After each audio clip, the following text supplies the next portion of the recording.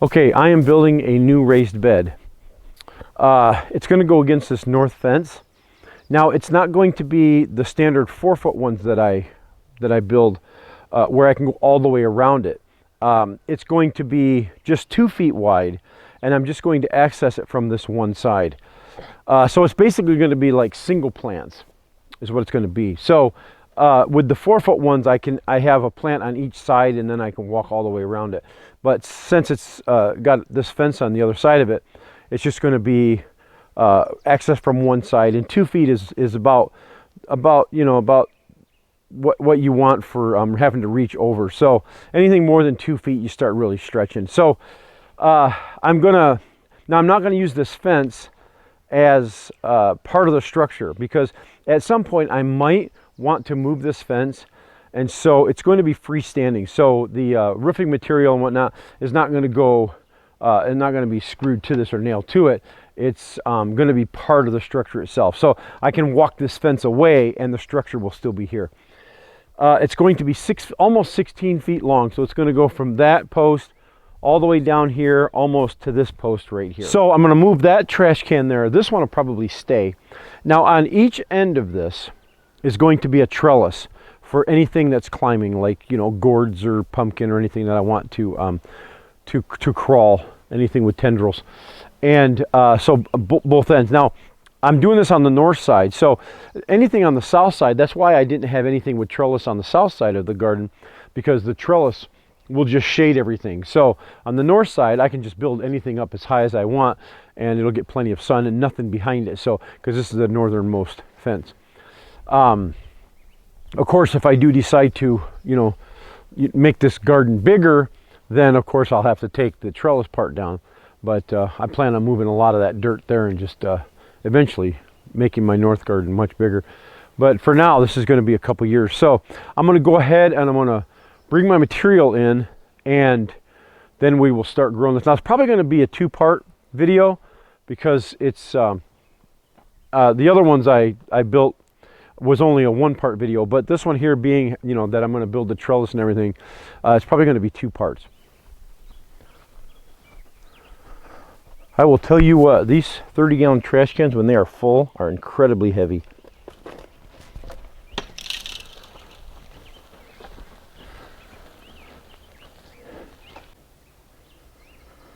Okay, so for the bulk of the wood, this is going to take 5 8-foot 2x6s, and it's going to take 6 8-foot 4x4s. Now I've kept 4 of the 8-foot 4x4s at 8 foot, and I took 2 of them and cut 27-inch pieces. So I got 3 out of each one for a total of 6. And then I've got 4 of the 8-foot 2x6s, and then one of them I cut up. I've cut it into equal parts of 2 feet. About 2 feet, just under, because of the kerf of the blade. So it's like 23 and 7/8, or a little more than that, 15/16. So basically I've got 4 pieces here out of one 2x6.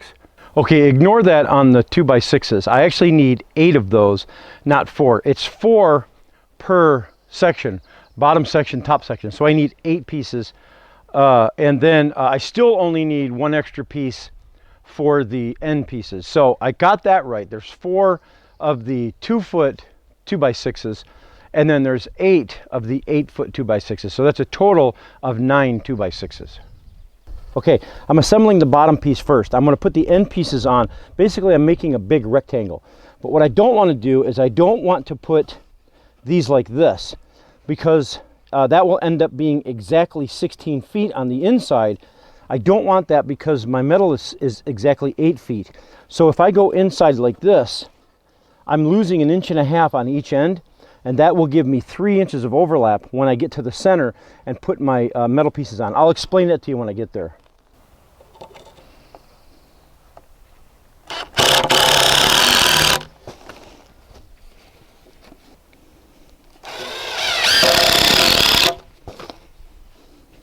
Okay, so what's going to happen is my 4x4s, once I get this piece assembled, I'll have a 4x4, my 8-foot standing up here.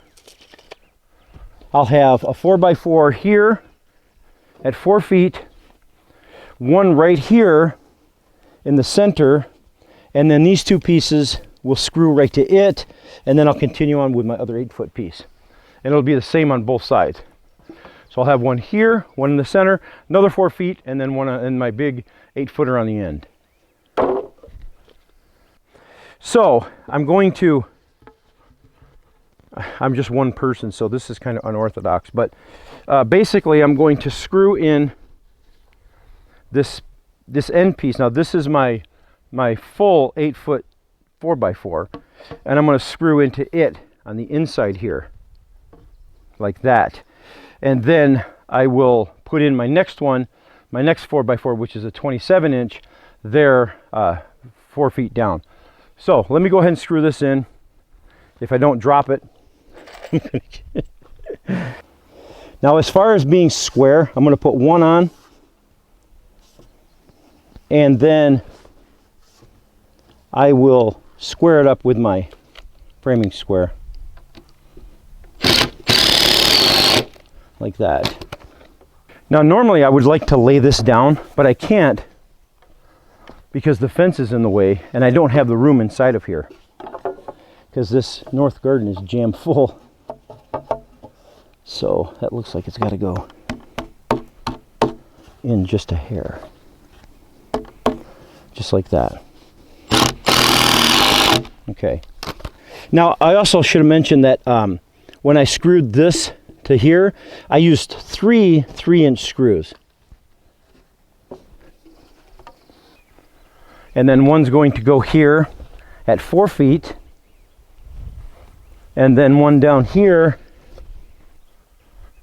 at the 8-foot mark.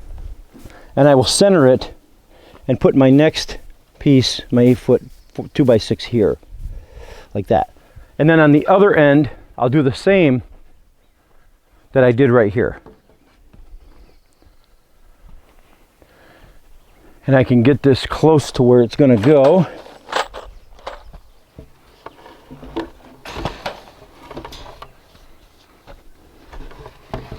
Because the beauty of this is none of the screwing is going to be done from the outside. So I can pretty much put this just about into place. Actually, that'll go right there.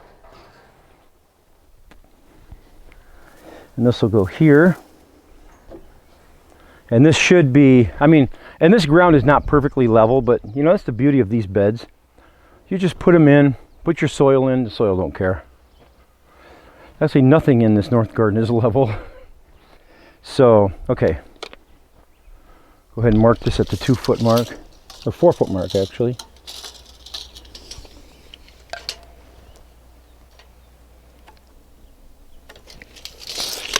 Okay.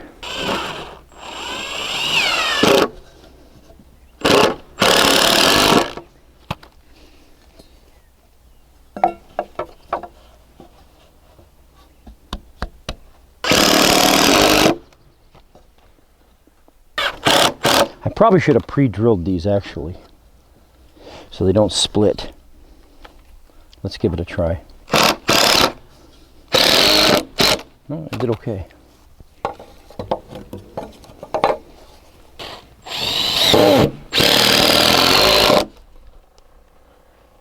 So I won't bore you with putting all this thing together because I think you understand what's happening now. I'll put this here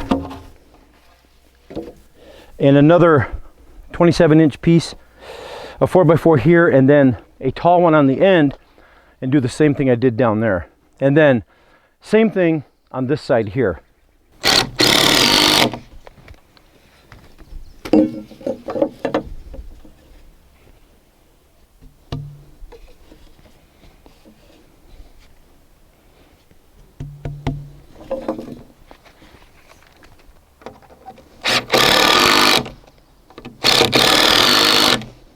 Okay, so the bottom is done and my uprights are on. Now I've cut a bunch of these scrap 2x4s that I have at 16 inches, and they're all going to go right here like this. And the purpose of them, got an old screw I got to take out there, is twofold. Number one, it's something for my top piece to sit on. You know, my 2x6 on top will go here. And the second thing it will do is it'll allow me another surface to screw to. If I didn't have this and I just put this top piece on, then the only thing I'm screwing to is the bottom piece and the top piece as far as the metal goes. This will prevent the metal from bowing right here. So every 4 feet, it's something solid for it to screw to. So I'm going to put all these pieces on, and then I'll do something a little bit different at the end. I'll still put these on at the end, but here on this corner here, I'm also going to put something else. Probably a 2x2. I think I'll put a 2x2 on that, on these ends. And the reason being is because my metal's going to come up here, but I'm going to need something to screw the metal to on this end here. It would be too hard to toenail in a 2x4, so I put this here and then put a 2x2 right up here, and I can screw it right into this, and that'll give me plenty to screw to right here. Okay, so all of my bracing are on. Now I'm going to go ahead and build the top piece just like I did the bottom piece, and then just set it in, or probably build it in place. I'll just run it along here, put my pieces on, and then just slide it. But either way, I could build it out here, set it in, or just build it in place. Okay, I'm going to go ahead and do that, and I'll get back to you. All right. So for these ends, what I'm going to do, I'm going to put a board across the top and kind of pull these in to make sure that they're square. And I'll probably leave that board up on there, and it'll just keep everything square. It looks like that end down there might be a little more square. That just happens when you get B grade lumber. I should have mentioned that's what all of this is. When I went to get this, I asked for like the B grade stuff, anything that had splits in it or whatnot. Some of these 2x6s had splits on the ends, and they were a little bit warped. And these 4x4s were really warped. But I think they look pretty good to me. But they were in like a B grade section, so they're really cheap. So all this lumber was just really inexpensive. It wasn't like the $12 a board for the 2x6s they want nowadays. It was much cheaper. So, okay, so I'm going to do that. I'm going to go ahead, measure the bottom, measure the top, and bring those 4x4s in to square it up. So I need to go to 34. That's about 34 and a half. 34 and a quarter. So it wasn't too far out. 34, pretty close.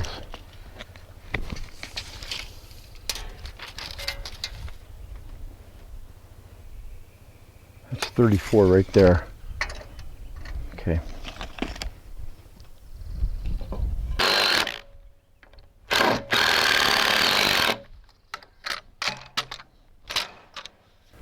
Okay, so let me show you what happens here. Now, okay, so all the metal is going in on these 2x6s. But here's the problem. The metal is going to go here on the side, and it's going to come down here, right? It's going to end here.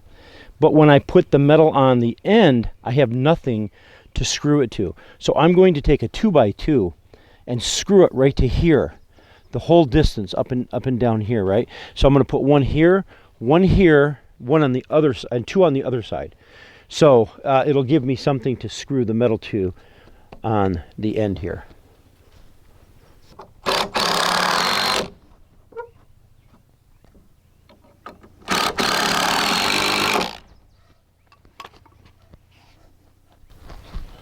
Okay, so that will allow my metal to screw right to here.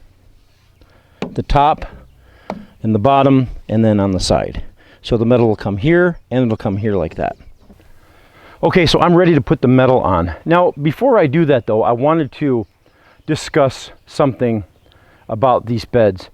Whenever you build a long bed like this, the biggest challenge that you're going to have is that they are going to bow. It's just inevitable. When you put the soil in, the soil packs down, it tries to push out, and it ends up bowing. Now, what I've done, now, unless you have like a 4x4, build like a log house with notches, and you got really thick lumber all the way around. But I'm not doing that. I'm using, of course, this roofing metal. So the challenge that you're going to have is bowing, and it's easy to fix that problem. people that have been watching my channel will know that all of my beds, I have two solutions, and they're very simple actually. What I usually do is that I'll take some T-posts or some, you know, any kind of post that you can find, the metal post, whether it be well, the U-posts actually don't work too well. The T-posts actually work the best because they're nice and strong and they don't bend easily. So I like to use the T-posts, and you can use those 4-foot ones. They come in like 3 foot, or maybe only the U-posts come in 3 foot, but they come in like 4 foot, 5 foot, 6 foot. They even have up to like 8 foot, I think. Now the beauty about the tall ones is that you can run string across and you can use that as a trellis.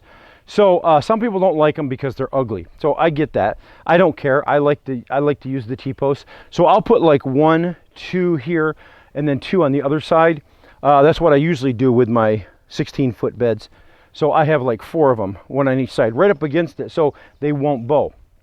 Now the other thing that you can do, I did with one of my beds, is that I took, and at Home Depot or whatever, you can get one of those cable kits. It comes with like 2 eye bolts, and it has a cable that you run through, and you tighten it down, and you can, you know, cinch it, and you can go ahead and screw like into one of these 2-bys into the 4x4 with your eye bolts, and then put your I think it's stainless steel, because the one I have on this other bed over here, it's been in there for like 4 years or 5 years even, and it's not even beginning to rust. So I think they're stainless steel, or maybe galvanized. I don't know what they're made out of, but you put the cable in here, and then you cinch it, and then tighten it up, and then when you fill up your bed, then it won't bow.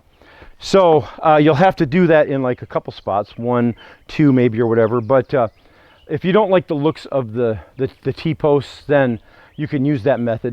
They're not that expensive. I don't know, they're probably like $10 or something like that. I can't remember. Okay, so what's going to happen is right in the center here, this is going to overlap about 3 inches. The reason that's going to happen is because down here, I went on the inside with these end pieces, and so it brought it in 1.5 inches on each side, so that gives me 3 inches overlap in the center. So that's why this bed is, well, it's 3 inches under 16 feet, right? So, okay, so I'm going to go ahead and I'm just going to screw these on like this, and I'm just going to use some cheap drywall screws, because once these are in here, I mean, the purpose of these screws is to just hold it in place while I'm filling it up and whatnot. The dirt will hold it in, you know, all the time. Anyway, so I think I want to flip this over, because the lip comes up this way. And so what I want to do is I want the lip, when I put these in, I want the lip to go toward the wood. So in other words, it's curving this way at the end. Now also, these are 27 inches tall, and that gives me about 3/4 of an inch or so here, because I don't want this all the way up to the top, because I might, you know, same on this side, I might cut myself when I'm reaching in. So it's all the way down, nice and square.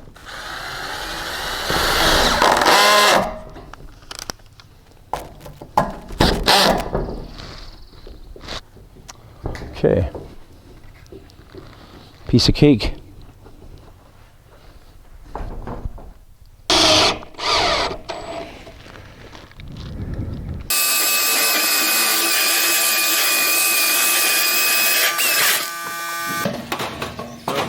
Cut my end pieces here. Now, one thing that you can do, if you want to, they have this like rolled aluminum.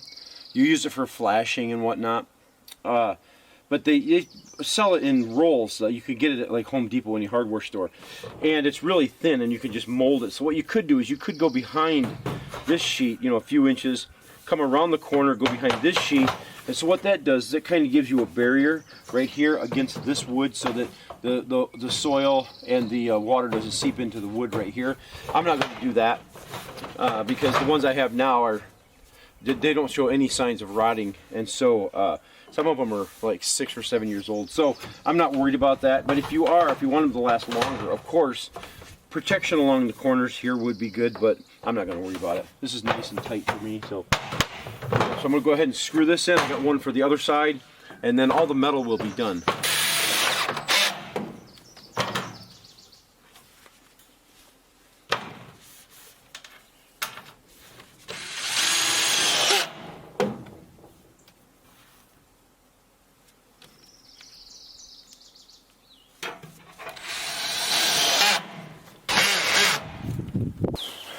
Okay, so on the next video, I'm going to go ahead and do the trellising wire here on both sides. I'll drive in my T-posts, and then I will fill this bed up, okay? So thanks a lot for watching, guys, and don't forget to subscribe. Make sure that you hit that bell so that you'll get notified whenever I upload a new video, okay? We'll catch you guys later.